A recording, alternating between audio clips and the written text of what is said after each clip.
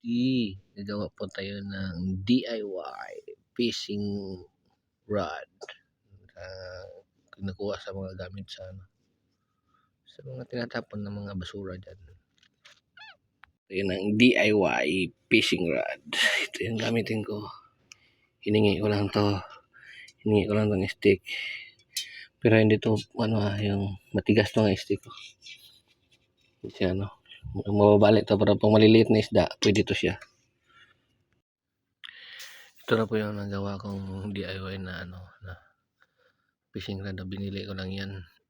Itong reel na yan binili ko.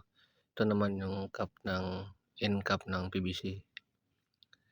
At ito yan yung putol, nilagyan ko na ng epoxy. At saka yung stick na tinatapon, nakita ko lang. Tapos yan ng electrical, hindi ko alam anong pangalan yan. Tapos yan, antenna yan ng puti.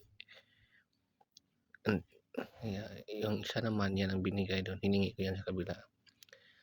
Yan nilagyan ko lang ng masking tape lang para makapal siya. Yan, para makapal, para ma-level siya ba. Pa doon sa kabila, nilagyan ko rin ng anong tawag yung plastic na yan, yung kulay orange, pula at saka itim.